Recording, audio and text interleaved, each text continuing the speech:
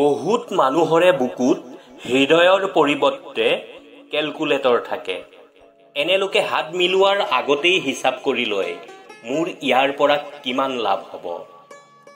নমস্কাৰ দৰ্শকসকল, সকলোকে পুৱাৰ সম্ভাষণ জনাই ইউনিক আছাম ফেচবুক পেজৰ নিতৌ পুৱা 7:07 প্ৰকাশ কৰা ভিডিঅ'টোলৈ আন্তৰিকতাৰে সকলোকে আদৰিছোঁ। সকলোৰে আজিৰ দিনটো শুভ হওক।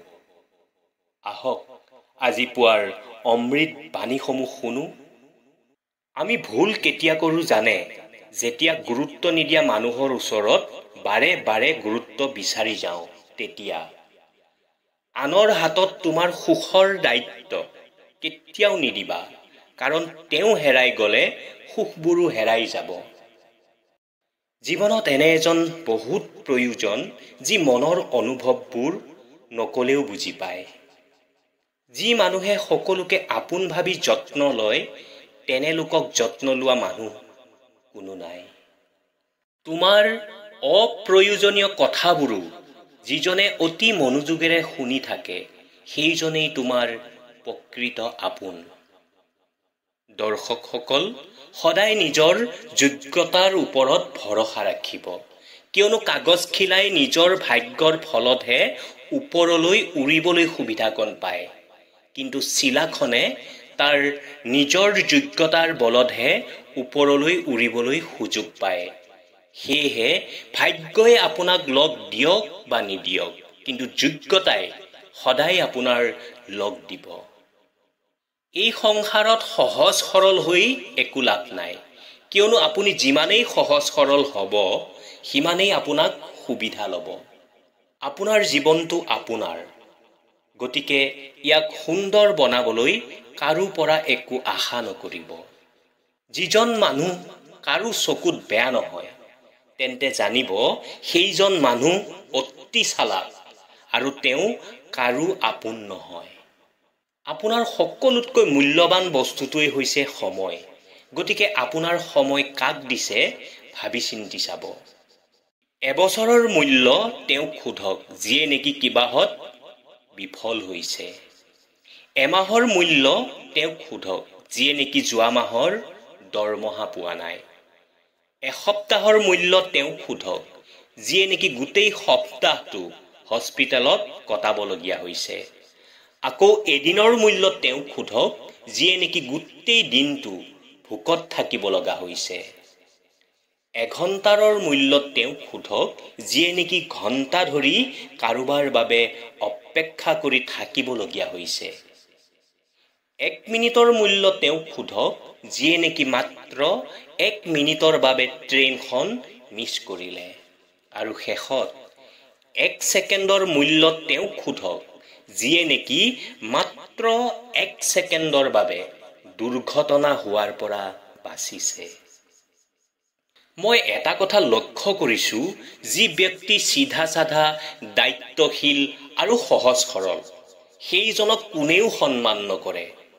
আৰু যিয়ে মিছা কথা কয় আৰু মিঠা মিঠা কথা কয়, বদমাছ, তেনে লোকক ভাল পোৱা মানুহৰ অভাৱ নাই। তিতা লগা যদিও কিন্তু সত্য কথা। সঁচা হৃদয়েৰে সম্পৰ্ক কৰা মানুহবোৰেই সদায় দুখ পায়।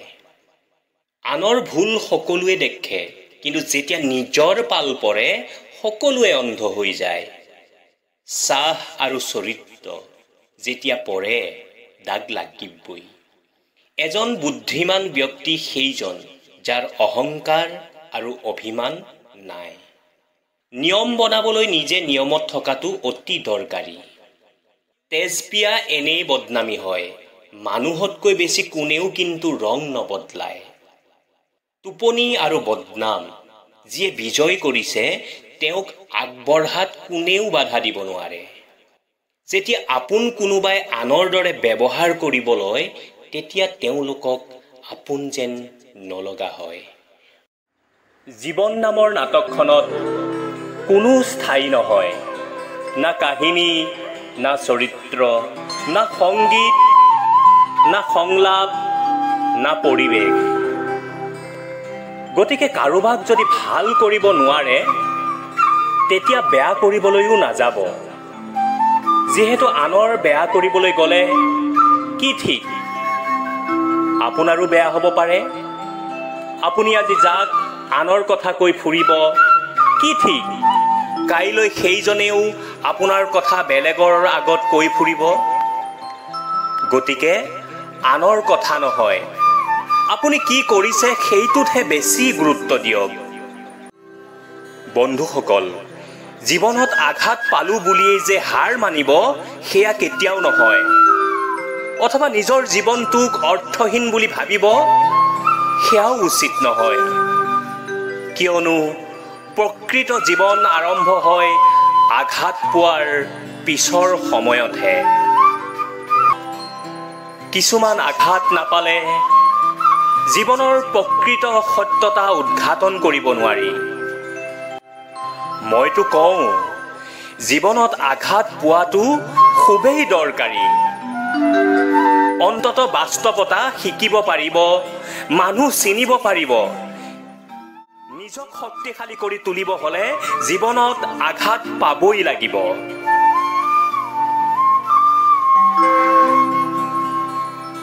জীৱনত সমস্যা আহেই, আৰু এইটো কথাও মানিছোঁ মই যে সমস্যা আহিলে মানুহ অকলশৰীয়া হৈ যায়। কিন্তু এই সমস্যা বা কঠিনতা আহিলেই এজন অকলশৰীয়া মানুহে মজবুত হ'বলৈও শিকি যায়। কিছুমান লোকে মোক বেয়া বুলি ভাবে, বেয়া বুলি কয়, কিন্তু এতিয়া সেইবোৰ লোকক অলপো কেয়াৰ নকৰোঁ, কাৰণ সিহঁতৰ লগত ভালেৰে থাকিবলৈ গৈ মই প্ৰথমতেই বহুত কিবা কিবি হেৰুৱাই পেলাইছোঁ। বন্ধুসকল, আজিকালি সম্বন্ধবোৰ সূৰ্যমুখীৰ ফুলৰ দৰে হৈ গৈছে। যিফালে বেছিকৈ সুবিধা পায় সেইফালেই ঘূৰি যায়। অহংকাৰ আচলতে সেইজনেই কৰে যিজনে নেকি জীৱনত এনেকুৱা কিবা এটা পায় যিটো পোৱাৰ যোগ্য তেওঁ একেবাৰেই নাছিল। যিজনে নিজৰ পৰিশ্ৰমৰ দ্বাৰা জীৱনত সফল হ'ব পাৰিছে সেইজনে আনে কৰা পৰিশ্ৰমকো সদায় সন্মান কৰে, কাৰণ তেওঁ এইটো বুজি পায় যে পৰিশ্ৰমৰ মূল্য কিমান। মুখেৰে আপোন বুলি ক'লেই কোনোবা আপোন হৈ নাযায়। আপোন সেইজনহে হয় যিজন নেকি মনৰ পৰা বা হৃদয়ৰ পৰা আপোন হয়। প্ৰেম এনেকুৱা এটা ভাষা যিটো সকলোৱে কয়, কিন্তু বুজে সেইসকলে যাৰ লগত হৃদয় আছে। সময়ৰ লগত পৰিৱৰ্তন হ'বলৈ শিকক, কাৰণ সময়ে পৰিৱৰ্তন হ'বলৈ শিকায়, ৰ'বলৈ নহয়। মানুহৰ সকলোতকৈ ডাঙৰ মূলধন হৈছে ভাল বিচাৰ, কিয়নো ধন আৰু বলে ভুল ৰাস্তাত নিব পাৰে, কিন্তু ভাল বিচাৰে সদায় ভাল কাম কৰিবলৈ প্ৰেৰণা দিয়ে। জীৱনত সুখী হ'বলৈ হ'লে এই কথাকেইটা মানি চলিব। যিমান পাৰে অকলে থাকক, নিজৰ কথা ভাবক, আনৰ নহয়। মনটোৱে কি বিচাৰে সেইটো কৰক। আনে কিবা ক'লেও তাত গুৰুত্ব নিদিব। স্বাৰ্থপৰ আৰু অহংকাৰী মানুহৰ পৰা আঁতৰি থাকক। সময়ে সময়ে ৰং সলোৱা মানুহৰ পৰাও আঁতৰি থাকক। আপোনাক গুৰুত্ব নিদিয়াজনক আপুনিও গুৰুত্ব নিদিব। য'ত আপোনাৰ সন্মান নাই আপুনি তালৈ নাযাব। কেতিয়াবা কেতিয়াবা জীৱনত সঠিক মানুহ অহাৰ বাবে ভুল মানুহ এৰি যোৱাটো দৰকাৰী। ভালপোৱা আৰু মৃত্যু দুয়োটাই নিমন্ত্ৰণবিহীন অতিথি। এটাই আহি লৈ যায় মন, আনটোৱে লৈ যায় জীৱন। সম্পৰ্ক কেতিয়াও আচলতে দূৰত্বৰ বাবে শেষ নহয়। সম্পৰ্ক শেষ হয় এক পক্ষৰ প্ৰয়োজন শেষ হোৱাৰ বাবে। আজিকালি প্ৰায়বোৰ সম্পৰ্ক কাঁচৰ গিলাচৰ দৰে হৈ গৈছে। সেয়ে বহুতেই কয়, এটাহে ভাঙিছে, কোনো কথা নাই, নতুন গঢ়িব পৰা যাব। কিন্তু আচলতে আমি এইটোহে চেষ্টা কৰিব লাগে যে সম্পৰ্ক ভঙাতকৈ তাৰ মাজৰ ভুলবোৰহে ভাঙিব লাগে, কিয়নো সম্পৰ্ক গঢ়িবৰ বাবে, ভাঙিবৰ বাবে নহয়। শব্দ চাবিৰ দৰে, ইয়াক সঠিক প্ৰয়োগ কৰি বহুতৰে মুখ বন্ধ কৰিব পাৰি আৰু বহুতৰে হৃদয়ৰ দুৱাৰ খুলিব পাৰি।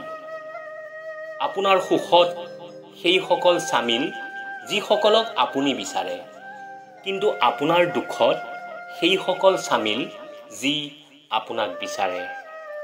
সকলো বন্ধুকে নিজৰ কথা কেতিয়াও নক'ব, কিয়নো বন্ধুৰো বন্ধু থাকে।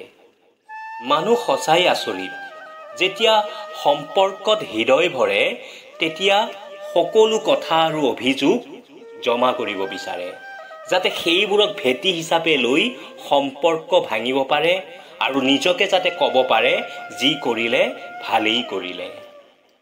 কিছুমান মানুহে ভৰসাৰ বাবে কান্দে আৰু কিছুমান মানুহে ভৰসা কৰি কান্দে, এয়াই বাস্তৱ।